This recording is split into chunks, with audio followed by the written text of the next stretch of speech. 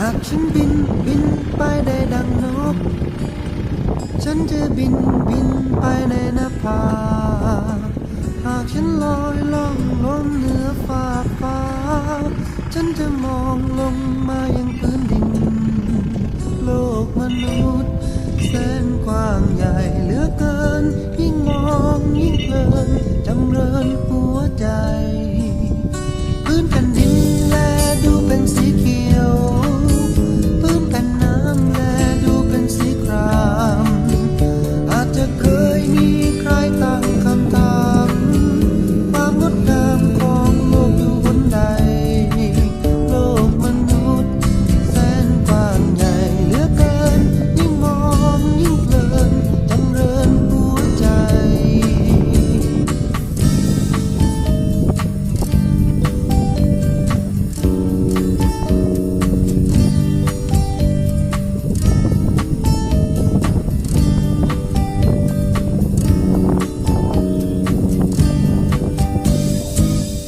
ความงามความรักมีมาตามธรรมชา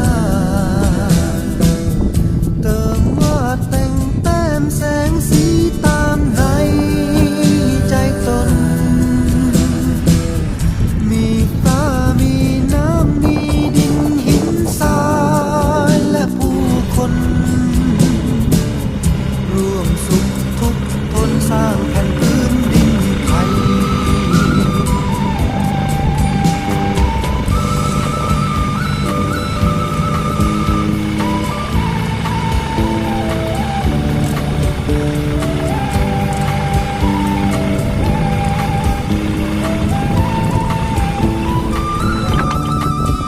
หากคุณบินไปได้ดังนกอย่าเมื่อคุณบินไปในนภาอย่าเมื่อคุณล่องลอยบนฟากฟ้ามองลงมาเลื่องลางยังพื้นดินโลกมนุษย์แสนกว้างใหญ่เหลือเกินยิ่งมองยิ่งเพลินจำเริญหัวใจ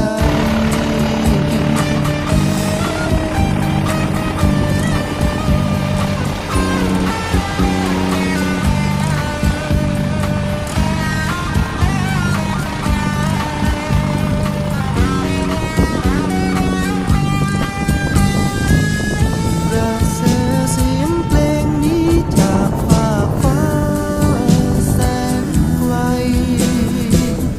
ฝากความในใจให้มวลหมู่ชนทุกคนอันความเป็นจริงที่มองเห็นมาจากฟ้าเบื้องบนฟ้าอยู่คำคนไม่อยู่คำฟ้า